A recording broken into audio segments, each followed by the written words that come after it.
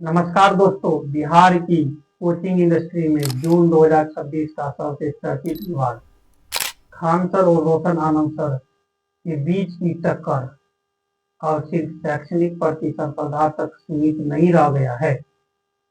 यह मामला कोचिंग संस्थान की प्रतिद्वंदिता से शुरू होकर पुलिस केस, जेल, गोलीबारी के आरोप और एक संदिग्ध मौत तक पहुंच चुका है। लेकिन आखिर पूरा मामला क्या है, आइए शुरुआत से समझते हैं। पटना के दो बड़े कोचिंग संस्थान खान ग्लोबल स्टडीज और ज्ञान बिंदु जीएस एकेडमी पिछले कई वर्षों से प्रतियोगी परीक्षा की तैयारी कराने के क्षेत्र में सक्रिय है। दोनों संस्थानों के बीच प्रतिस्पर्धा पहले से भी चर्चा में रही, लेकिन जून 2026 में यह विवाद अचानक राष्ट्रीय सुर्खियों में। लेकिन आखिर पूरा मामला क्या है, आइए शुरुआत से समझते हैं। पटना के दो बड़े कोचिंग संस्थान खान ग्लोबल स्टडीज और ज्ञान बिंदु जीएस एकेडमी पिछले कई वर्षों से प्रतियोगी परीक्षा की तैयारी कराने के क्षेत्र में सक्रिय है। दोनों संस्थान के बीच प्रतिस्पर्धा पहले भी चर्चा में रही, लेकिन जून 2026 में यह विवाद अचानक राष्ट्रीय सुर्खियों में आ गया।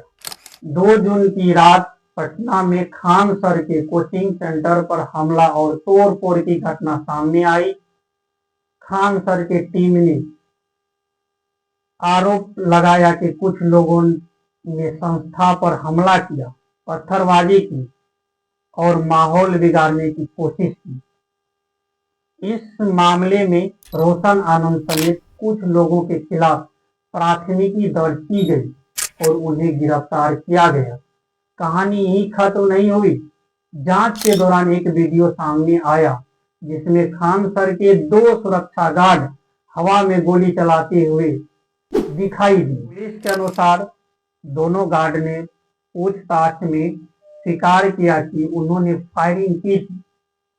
इसके बाद खान सर और उनके सुरक्षा कर्मियों के खिलाफ भी आर्म्स एक्ट समेत विभिन्न धाराओं में मामला दर्ज किया गया।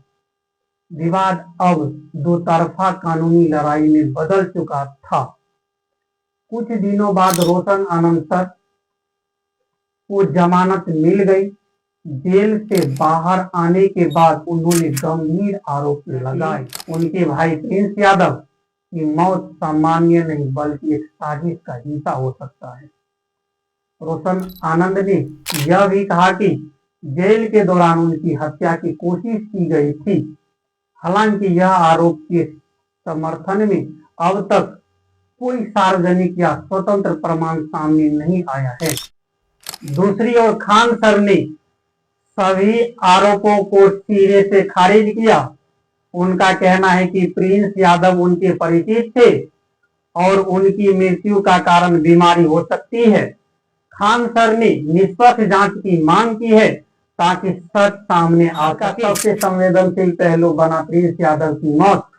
14 जून 2026 को नेपाल के विराटनगर में उसकी संदिग्ध परिस्थिति में मृत्यु की खबर सामने आई।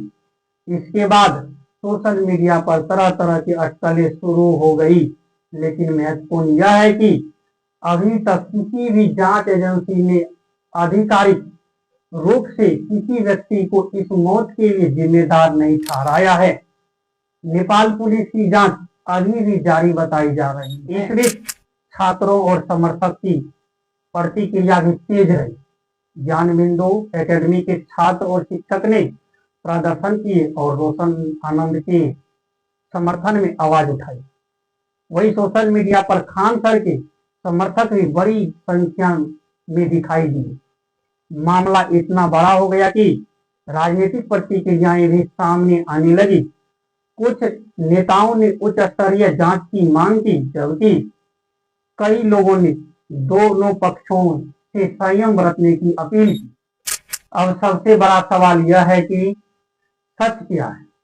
वास्तविकता यह है कि अभी तक कोई भी आरोप अदालत या जांच एजेंसी द्वारा सिद्ध नहीं हुआ है। रोशक आनंद सर के आरोप अपनी जगह है और खान सर का बचाव अपनी जगह।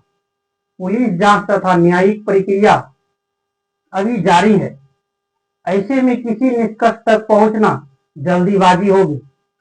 इस पूरे विवाद ने एक बार फिर यह सवाल खड़ा कर दिया है कि संस्थाओं के बीच बढ़ती टकराव अब खतरनाक मोड़ ले रही है। शिक्षा का क्षेत्र भी व्यक्तिगत और कानूनी लड़ाइयों का मैदान बनता जा रहा है। इन सवालों के जवाब आने वाले समय में जांच और अदालत की कार्यवाही से ही मिल पाएंगे। फिलहाल सच और आरोपों दूर अभी बनी हुई है। आप इस पूरे मामले पर क्या सोचते हैं? अपनी राय कमेंट में जरूर बताएं।